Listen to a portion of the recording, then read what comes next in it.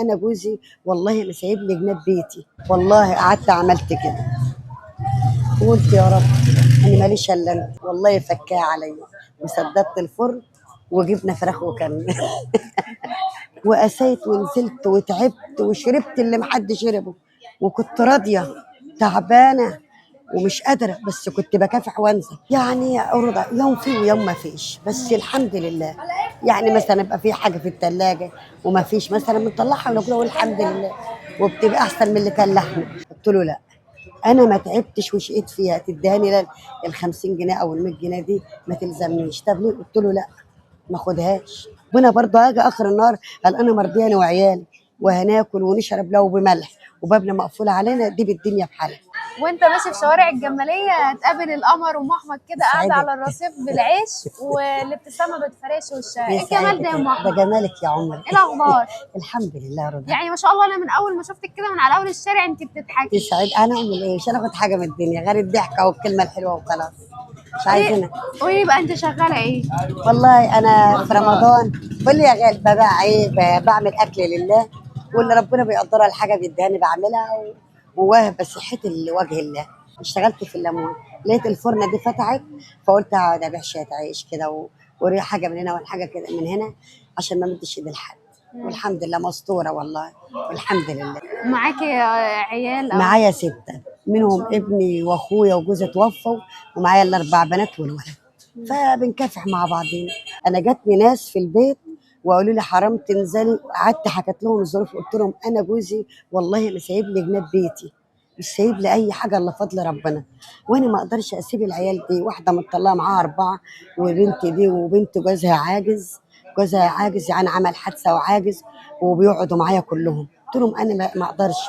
قالوا لي خلاص من بيتك لشغل تروحيش عند اخواتك عند، قلت لهم لا مش هروح، انا مش هغضب ربنا، بس هو ربنا من طلع وشايف حد هيديني حاجه. قالوا لي لا يبقى انا، قلت لهم انا انزل ما مدش ايدي لحد، وربنا برضه هاجي اخر النهار قال انا مرضياني وعيالي وهناكل ونشرب لو بملح وبابنا مقفول علينا دي بالدنيا بحالها. وقسيت ونزلت وتعبت وشربت اللي محدش شربه، وكنت راضيه تعبانه ومش قادره، بس كنت بكافح وانزل عشان محدش يقول لي انت وقعت او خد ادي لا لا لا لا لا لا, لا بنزل.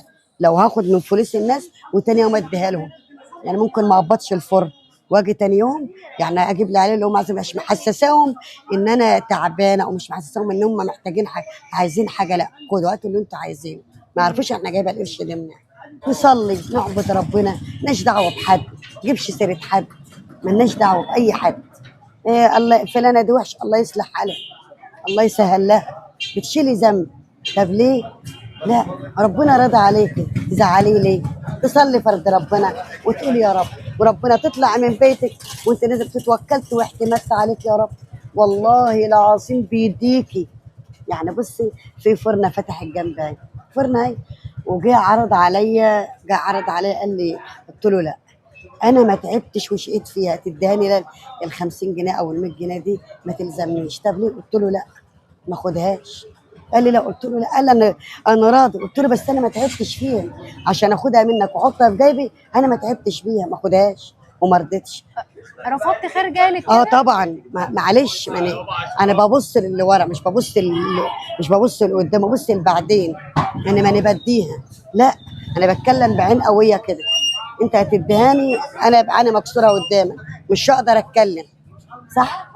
فانا لا ليه ال 50 جنيه دي مش هتغنيني العمر كله، انا هاكلها بعرق، اجيب حته جبنه وهاكلها واقول الحمد لله وهرضى. مش اي حد هيقول لك يعني الجنيه اللي ما تعبتش فيه ما خدهوش. معلش بقى انا ماليش دعوه بيهم، انا من حس ان هو بيجي سهل بيروح سهل. نعم انت تعبانه وشقيانه فيه بتبقى محرصه عليه وبتوكل عيالك بالحلال مش مستنيه حاجه من حد. قولي لي بقى يعني بتقعدي هنا من الساعه كام؟ والله بقوم من الساعه 6 لحد الساعه بعد العشاء قاعده طول قاعده. اليوم؟ والله اعمل ايه، ما هو يعني اقول لي حاجه من حاجه، أنا الدنيا بتمشي، الدنيا صعبه قوي بس الحمد يعني لله. سؤال تقيل شويه بس لا يعني مفيش تاني. الدنيا ماشيه معاكي، يعني الموضوع بيجازي معاكي اخر اليوم؟ يعني أرضى يوم فيه ويوم ما فيش، بس الحمد لله. يعني مثلا يبقى في حاجه في الثلاجه وما فيش مثلا بنطلعها وناكلها والحمد لله، وبتبقى احسن من اللي كان لحمه، احسن من اللي كان سمك، يعني الحمد لله. يعني عدى عليكي بقى بالنسبه لموضوع الماديات ده موقف او يوم كده عدت صعب جدا. ودعيتي ربنا؟ والله بقول له يا رب، بلقى الدنيا واقعه والعشسه واقعه كله بيبات، اقول له يا رب انا لم يحملوا عليه، واجي تاني يوم اللي بات بيتباع واكمل وادر الفرن واقول الحمد لله. حسيتي ربنا طبطب عليكي في مره؟ جدا جدا والله قوي، ومن ساعه ابني كمان حنين عليا جدا، مش قادره اقول لك احن منه ما فيش، احن منه والله. يعني احكي لنا موقف كده لو انت فاكره موقف حسيت ان ربنا بيطبطب عليكي. يعني ببقى قاعده كده وجيت في يوم كده جيت لقيت العيش كله بايت، وكان عليا يجي 1500 للفرن، والله قعدت عملت كده وقلت يا رب انا ماليش الا انت، ماليش الا انت يا رب، والله فكاه عليا وسددت الفرن وجبنا فراخ وكان فراخ كمان؟ لا ده انت عديت الفقر بقى. وربنا كبير. والله العظيم. بتدعي والحمد لله ربنا طول الوقت بايه؟ بقول له يا رب يعني انت اللي عالم بحالي وغنينا عن سؤالي، فما بيزعلنيش بيديني، والله العظيم بيديكي. يعني بصي في فرنه فتح الجنب فرنه اهي، وجه عرض عليا قال لي، قلت له لا انا ما تعبتش وشقيت فيها تديهاني ال 50 جنيه او ال 100 جنيه دي ما تلزمنيش. طب ليه؟ قلت له لا ما خدهاش. قال لي لا، قلت له لا، قال لي انا راضي، قلت له بس انا ما تعبتش فيها عشان اخدها منك واحطها في جيبي، انا ما تعبتش بيها ما خدهاش وما رضيتش. رفضتي خير جايلك كده؟ طبعا معلش، يعني انا ببص للي ورا، مش ببص لقدام، ببص لبعدين، يعني ما انا بديها لا، انا بتكلم بعين قويه كده، انت هتديهاني انا ابقى انا مكسوره قدامك مش هقدر اتكلم،